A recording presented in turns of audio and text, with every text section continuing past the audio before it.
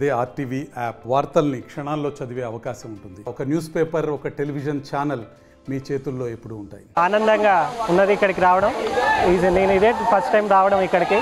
కాకపోతే ఇక్కడ కొంచెం ట్రెక్కింగ్ చేయడానికి ఇబ్బందిగా ఉంది. సుమారుగా ఒక 2 కిలోమీటర్ల ఎత్తు ట్రెక్కింగ్ చేయాల్సి ఉంటుంది. ఇది ఒక్క విషయంలో తెలంగాణ పర్యాటక శాఖ కొంచెం చర్యలు తీసుకొని అభివృద్ధి చేస్తే యువతతో పాటు మహిళలు కూడా ఎంతోమంది ఇక్కడికి రావడానికి ఆస్కారం ఉంటుంది. కాబట్టి ప్రభుత్వం ఇది ఒక్క చర్యలు చేపడితే ఇక్కడ చాలా బాగుంటుంది. ఎంతోమంది వస్తున్నారు, చుట్టుపక్కల జిల్లాల నుంచి, పక్క రాష్ట్రాల నుంచి కూడా వస్తున్నారు. కావున ప్రభుత్వం ఇది ఒక చర్యలు చేపడితే ఇంకా బాగుంటుంది. ఈ జలపాతం చాలా బాగుంది. ట్రెక్కింగ్ ఒక 2 కిలోమీటర్స్ చేయాలి. చాలా బాగుంటుంది వాటర్ ఫాల్. మహబూబాబాద్ డిస్టిక్లో దాదాపు ఇదే హైయెస్ట్ ఉన్న వాటర్ ఫాల్. ఒక 100 మీటర్స్ హైట్ నుంచి పడుతుంది.